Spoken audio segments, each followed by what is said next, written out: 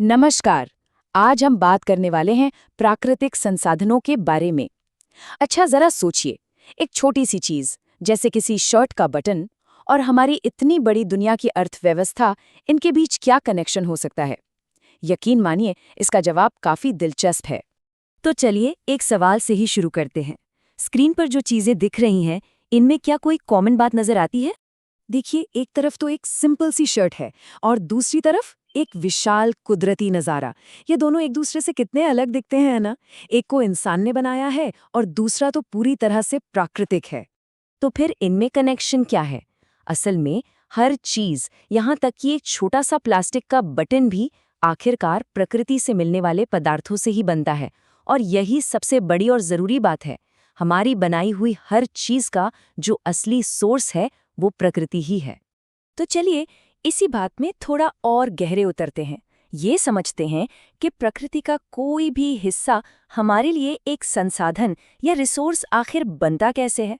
मतलब वो क्या शर्तें हैं जो किसी भी प्राकृतिक चीज को एक कीमती संसाधन में बदल देती हैं। तो देखिए, प्राकृतिक संसाधन की परिभाषा बहुत सीधी है। ये प्रकृति में मौजूद वो चीजें हैं जो हमारे किसी काम आती हैं, हमारे लिए कीमती हैं। जैसे जंगल में खड़ा एक पेड़, वो सिर्फ एक पेड़ है, लेकिन जैसे ही हम उसकी लकड़ी का इस्तेमाल करके फर्नीचर बना लेते हैं, तो वही पेड़ हमारे लिए एक संसाधन बन जाता है। हाँ, पर हर चीज संसाधन नहीं बन जाती। इसके लिए 3 शर्तें हैं जो पूरी होनी ही चाहिए। पहली, हमारे पास उसे हासिल करने की टेक्नोलॉजी हो। दूसरी, उसे निकालने और इस्तेमाल करने का खर्च फायदेमंद हो, ऐसा ना हो कि वो घाटे का सौदा बन जाए। और तीसरी, हमारा समाज और संस्कृति उसे इस्तेमाल करने की इजाजत दे। अब ये जो सांस्कृतिक रूप से स्वीकार्य होने वाली शर्त है ना, ये बहुत दिलचस्प है। जैसे कई संस्कृतियों में कुछ जंगलों को पवित्र माना जाता है, वहाँ के पेड़ नहीं काटे जाते। तो भले ही हमारे पास टेक्नोलॉजी हो और वो आर्थिक रूप से फायदेमंद भी हो, लेकिन सांस्कृतिक मान्यताओं की वजह से वो जंगल हमारे लिए लकड़ी का संसाधन नहीं है। अच्छा, अब बात करते हैं कि संसाधनों को हम बांटते कैसे हैं, मतलब उन्हें कैटेगराइज कैसे करते हैं। इसका सबसे बुनियादी तरीका इस बात पर निर्भर करता है कि कोई संसाधन खुद को दोबारा बना सकता है या नहीं। तो एक तरफ है नवीकरणीय यानी रिन्यूएबल संसाधन, जो खुद ब खुद अपनी भरपाई कर लेते हैं, जैसे सूरज की रोशनी या हवा, ये खत्म नहीं होते। और दूसरी तरफ है गैर नवीकरणीय यानी नॉन रिन्यूएबल संसाधन, जैसे कोयला और पेट्रोल। इन्हें बनने में लाखों साल लगते हैं और एक बार खत्म हो गए तो बस हो गए। प्रकृति की ये जो खुद को ठीक करने की ताकत है ना, ये कमाल की है। ये बिल्कुल वैसी है जैसे हमारे शरीर पर लगी चोट अपने आप भर जाती है। एक जंगल आग लगने के बाद फिर से हरा भरा हो सकता है।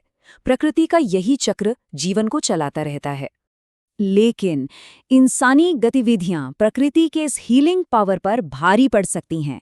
जब हम जंगलों को उनके दोबारा उगने की रफ्तार से कहीं ज्यादा तेजी से काटते हैं या नदियों को इतना गंदा कर देते हैं कि वो खुद को साफ ही नहीं कर पाती, तब हम इस नाजुक बैलेंस को बिगाड़ देते हैं। इसका एक बहुत बड़ा उदाहरण है ग्राउंड वाटर यानी भूजल। भारत के कई हिस्सों में हम जमीन से जितना पानी निकालते हैं, वो उसके प्राकृतिक रूप से दोबारा भरने की रफ्तार से कहीं ज्यादा है।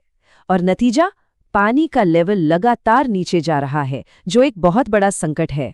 और जब बात नॉन रिन्यूएबल संसाधनों की आती है, तो मामला और भी गंभीर हो जाता है। एक अंदाजे के मुताबिक जिस रफ्तार से हम आज कोयला इस्तेमाल कर रहे हैं, भारत के भंडार शायद अगले 50 सालों में ही खत्म हो सकते हैं।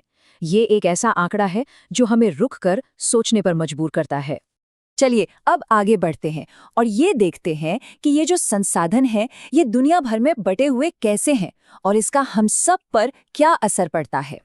देखिए, सच तो ये है कि कुदरत ने संसाधनों का बंटवारा बिल्कुल भी बराबरी से नहीं किया है। ये एक लॉटरी की तरह है। किसी देश को तेल के भंडार मिल गए तो किसी को कीमती खनिज। और ये जो असमानता है, ये दुनिया की राजनीति और अर्थव्यवस्था पर बहुत गहरा असर डालती है। इसी ऊंच नीच ने सदियों से ये तय किया है कि शहर कहाँ बसेंगे, व्यापार के रास्ते क्या होंगे और फैक्ट्रियां कहाँ लगेंगी। इतना ही नहीं, देशों के बीच के रिश्ते, उनकी दोस्ती, उनकी दुश्मनी, इन सब के पीछे भी अक्सर ये संसाधन ही होते हैं।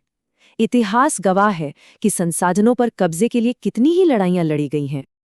अब ये सुनने में थोड़ा अजीब लग सकता है, लेकिन अक्सर ऐसा देखा गया है कि जिन देशों के पास तेल या हीरे जैसे बेशकीमती प्राकृतिक संसाधन होते हैं, वही देश आर्थिक रूप से पिछड़ जाते हैं। इकोनॉमिस्ट इसे प्राकृतिक संसाधन अभिशाप कहते हैं। मतलब साफ है, सिर्फ संसाधन होना ही काफी नहीं है, उनका सही इस्तेमाल करने की समझ और व्यवस्था भी होनी चाहिए। एक और बड़ी चुनौती तब आती है जब कोई संसाधन, जैसे कि एक नदी, कई राज्यों या देशों से होकर गुजरती है। भाई, प्रकृति तो इंसानों की बनाई सरहदों को नहीं मानती।